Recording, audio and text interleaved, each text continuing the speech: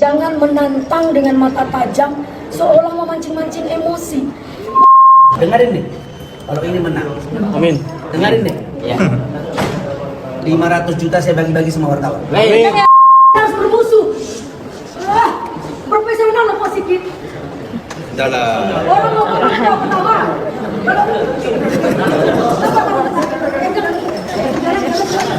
Jangan dulu.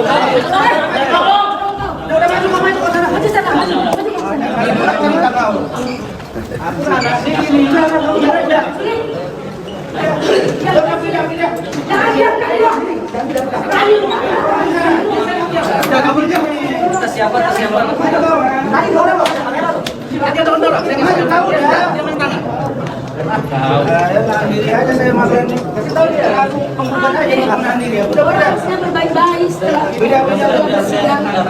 Biasa berdebat, tapi jangan main. Di sini, boleh nggak? Aduh. Hancur. Bukan ini. Kabel. Biar saya menerangkan. Beng, kabel mana, Beng? Silakan. Ini ketua timnya ya, kasih. Bentar, Bang. Kabel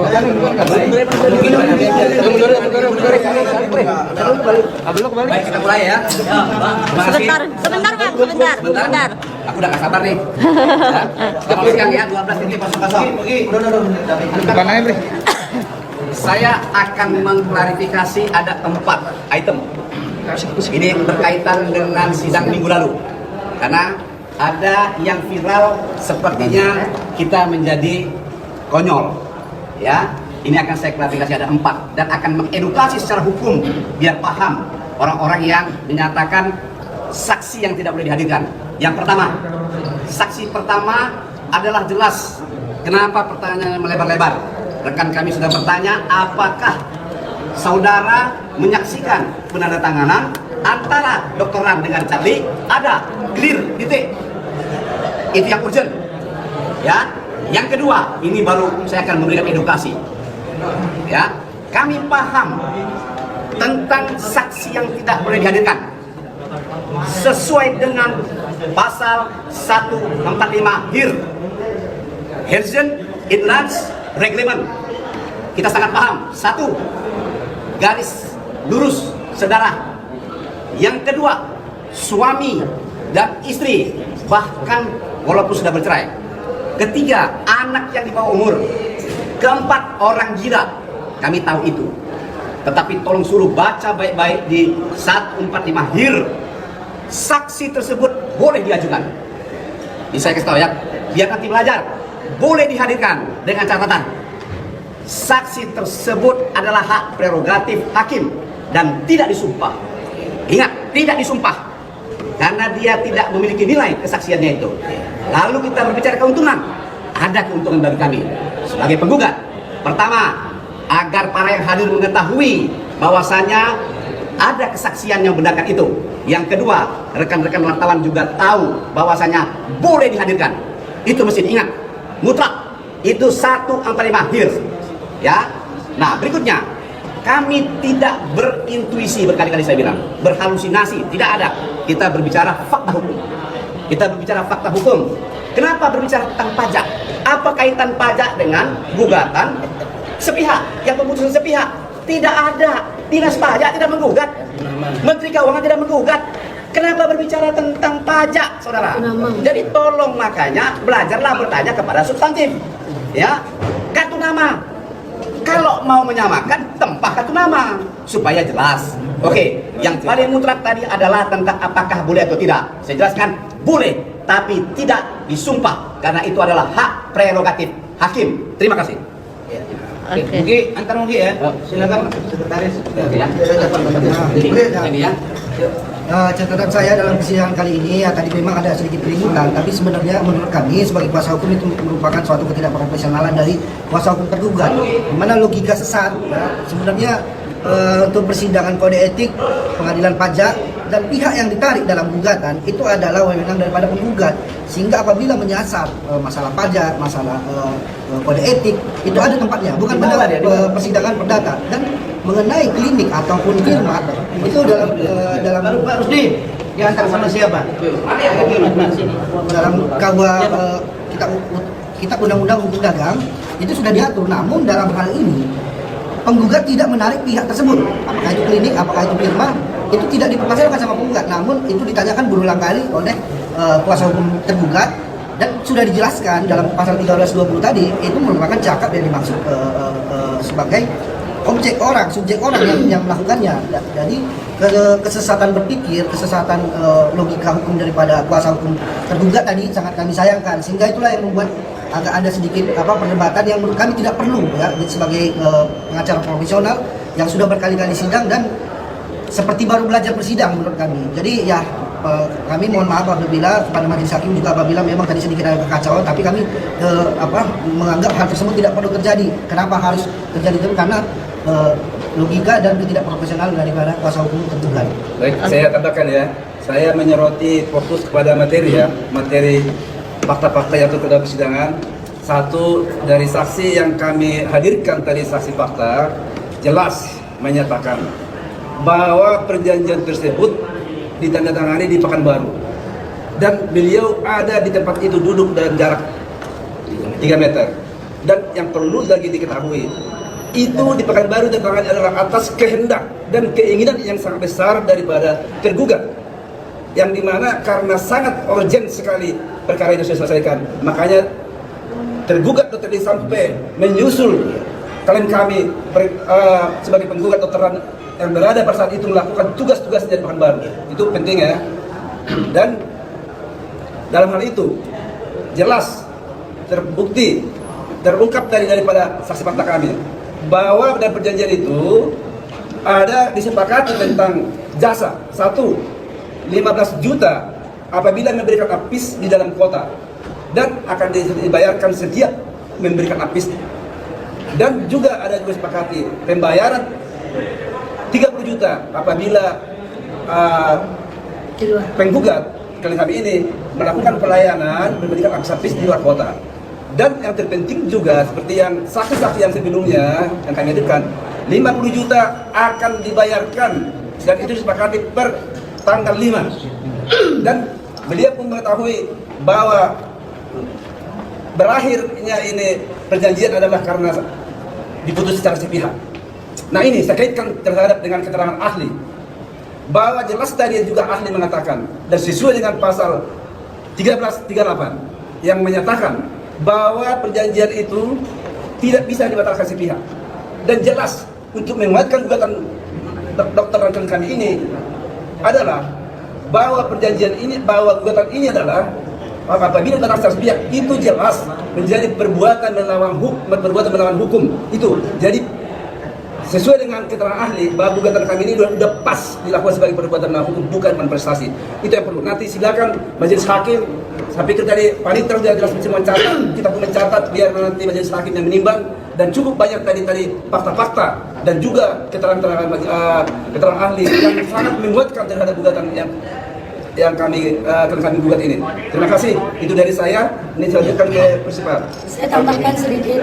Saya minta kepada seluruh pengacara pihak, mohonlah kita belajar profesional.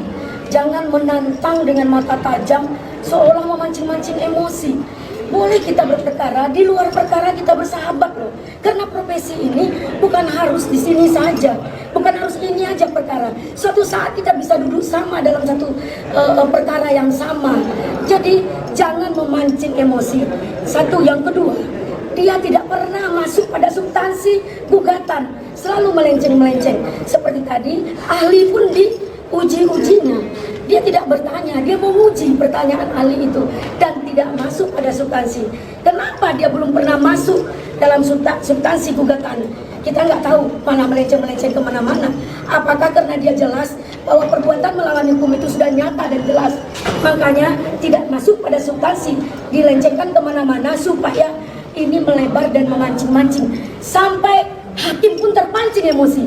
Tapi alhamdulillah ada hikmahnya, hakim tetap cepat introspeksi diri, karena kita manusia tidak luput dari sebuah emosi dan kesilapan. Mungkin itu dari saya. Sekali lagi saya minta tolong jangan ditantang, biarkanlah orang berbicara, dia bicara kita hargai. Jadi belajar Kita semua belajar untuk profesional dan saling menghargai dalam sebuah etika dan moral. Terima kasih. Silakan, Bung Leo. Baik, terima kasih. Saya mengucapkan terima kasih kepada seluruh tim yang komitmen. Ada Pak Rian, ada Bung Pinto, Bung Leo, kemudian Bung Rusdi, Bu Eli Daneti terutama, ada Bung Donald. Saya ini masih ngantuk dengan Bu Ida tadi satu pesawat.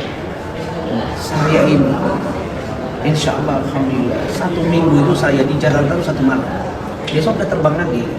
Jadi saya tuh sidang di mana-mana, kepala daerah, pengusaha.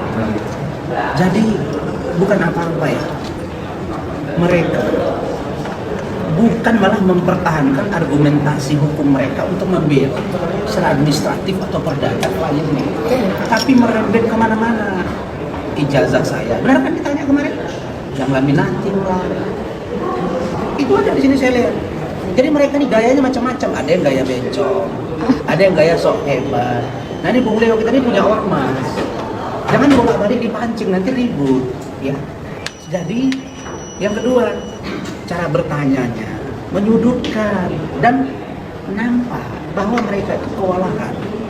Nah, jadi ahli tadi menjelaskan, saya hanya simpulkan saja.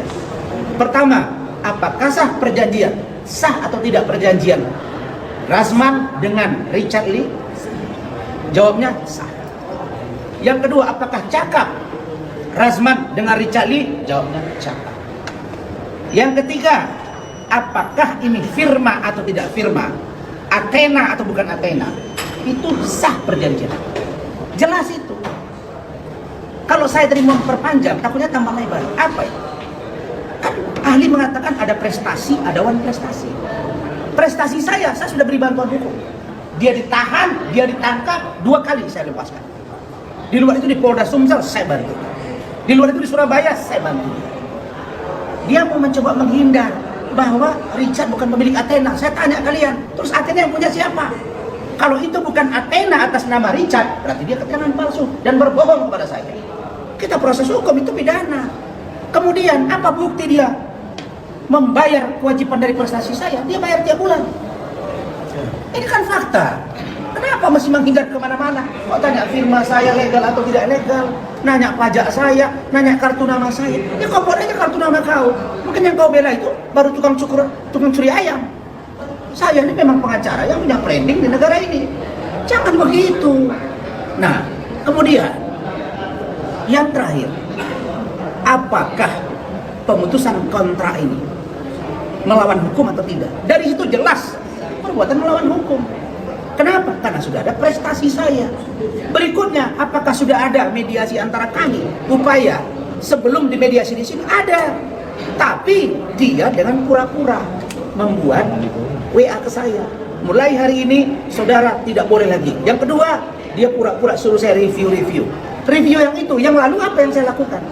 Jadi dia bermaksud menghilangkan prestasi saya, tapi jangan membuat minta review baru. Sementara ketika dia saya bebaskan, ditangguhkan, dia mengatakan bukan saya.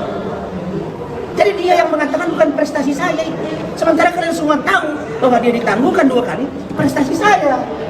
Begitu. Kok dia mengatakan tidak dengan mengatakan ada orang lain yang masuk ke Kapolda yang menangguhkan dia. Dan saya tanya, siapa itu? Sampai sekarang tidak terjawab. Tapi untuk memastikan prestasi saya tersebut, saya datang ke Kapolda Metro Jaya bertemu dengan Pak Fadil Imron langsung, dan Pak Fadil Imron mengatakan bahwa surat penangguhan permohonan dari abang lah yang mendasari saya menangguhkan. Itulah prestasi saya. Jadi sudah terjawab itu. Nah yang terakhir, tidak usahlah mereka banyak cerita kiri kanan. Sudah Richard, siap-siap saja kau bayar. Oke, cukup ya. Kasus yang itu. Kalau yang lain biar bubar di tim saya. Yang tentang Dennis apa nih mau ditanya sekarang? Baru saya jawab. Clear yang itu ya? Clear bang. Oke, terus apa nih? Yang lain? Oke. Yuk, masih soal Dennis bang. Seperti apa bang panggilan kedua? Dennis sudah dipanggil mediasi. Ah. Tidak datang Rabu yang lalu. Saya datang ke sana jam 3 sampai jam 5 saya tungguin, tidak datang. Artinya Dennis pengecut. Kemudian uang saya belum diganti Bang Rasman 20 Iya. juta. Iya. Apa urusannya sama saya minta sama Otman lah? Ya 20 juta banyak kali. Ya Allah yang maha kaya, Allah maris. Katanya abang janji ganti. Punya duit. Ya kemarin kalau mau minta duit sama saya, datang ketemu saya baik-baik, Oke. biar saya beli tiketnya. Datanglah. Tapi kalau 20 juta, untuk apa dia sama saya mau bisnis kelas? Ya kalau kau mau bisnis kelas jangan minta sama saya. Saya kasih tiket bisa, tiket boleh. Saya kasih tiket apa? Helmi. Ya kau naik kapal laut, saya kasih tadi. Hotel, Melati, tapi lah. Saya kasih. Tapi bukan itu, kau udah takut dan data kau semakin banyak untuk memperjerat kau selanjutnya. 2. Farhad Abbas sudah dilengkapi keterangan saya. Saksi sudah minggu ini dipanggil untuk mintai keterangan. Richard sudah dipanggil. Dennis sudah dipanggil, Samsul sudah dipanggil, Farhad minggu ini. Dan mereka belum datang kecuali Dennis. Itu ya. Jadi itu yang dari saya. Evi Susanti on proses. Sedangkan laporan mereka semua sudah ditarik ke Bareskrim Mabespori karena satu pokok perkara. Jangan bilang saya hebat, saya tidak hebat. Saya hanya minta kalau dikabulkan. Selesai. Bang ini ada terakhir yang ngaku-ngaku bela Luna itu bang. Ngaku memang bela Luna. Iya maksudnya bela Luna itu gimana bang? Iya. Bela Luna saya terima kasih. Karena memang Bela Luna tahu saya kuliah. Saya ujian disertasi doktor, Bela Luna ada di samping saya. Istri saya yang pertama Nur Eliari Rambi ada di samping saya. Anak saya yang dokter 2 ada di samping saya. Dan satu istri saya, waktu itu mereka belum dokter. Bela ada di situ. Dan saya juga di Nukhodon, Bela juga tahu. Jadi, bagaimana saya bolak-balik ke kampus itu, Bela tahu. Walaupun saya sudah lulus. Jadi, saya terima kasih. Pertama, Bela sudah berbicara. Yang kedua dia ngomong, saya sekarang nggak mikirin dunia, mikirin akhirat. Waduh, kalau dulu dia begini nggak bisa kami sekarang udah bisa, sudahlah. Dia milik orang lain, saya milik orang lain dan cemburu istri saya. Jadi thank you for you Bella, dan saya percaya you orang baik. I believe you forever. You orang baik. Kita tetap akan bangun silaturahim walaupun kita tidak punya keturunan. Dari seluruh istri saya, dia saya nggak punya keturunan. Saya yakin dengan Bella saya akan silaturahim. Saya doakan dia tetap aktif menjadi seorang polisi sinetron dan doakan saya sendiri. Oke. Terakhir bang Hotman gimana bang? Udah nggak ngomong lagi tuh? Iya gitu. Masih ada nyindir saya deh? Enggak sih. Nggak berani lagi. Dia lagi yang 991 itu bang. Lagi bangun yang 911 itu. Nah ya 911 dia lagi membuka. Dia lagi membuka semacam seperti lembaga untuk membantu orang-orang. Tanggapannya seperti apa bang? Iya. Iya. Sekarang ini kayak membela orang susah. Iya. Ini ada anak yang diperkosa. Ya. Hanya aja bagaimana dia Kim itu kan data, fakta. Hotman, kau itu bilang di awal Kim itu bukan siapa-siapa. Begitu kita belakangan sorot hajar dia ngaku ada hubungan khusus. Terakhir depan mediasi Kombes dia bilang pacaran. Itu apa namanya? Jadi nggak usahlah kau bersandiwara. Dicium, nggak usah bersandiwara. Terus itu yang dia waktu syuting itu cium satu orang itu kan. Cewek itu walaupun itu dalam bentuk apa namanya. Jadi gini, kau nggak usah bungkus. Tapi bagi saya, Hotman sudah tiada. Tunggu proses hukum dari saya. Ada Karena Evi dia ini semua membuat laporan. Begitu tidak terbukti, kau bisa bicara. Itu aja. Karena siapa yang menuduh, mendalilkan dia membuktikan. Oke, cukup. Oke bang, setelah mediasi itu ada apa lagi bang? Mediasi yang terakhir kemarin di Mabes. Maksudnya? Ada apa lagi nggak? Ada kelanjutannya lagi nggak? Mediasi lagi. Nggak akan ada mediasi lagi. Kapan? Yang di Bareskrim kemarin. Ya Bareskrim. Enggak ada lagi mediasi, ngapain? Baru udah clear ya bang, udah nggak ada.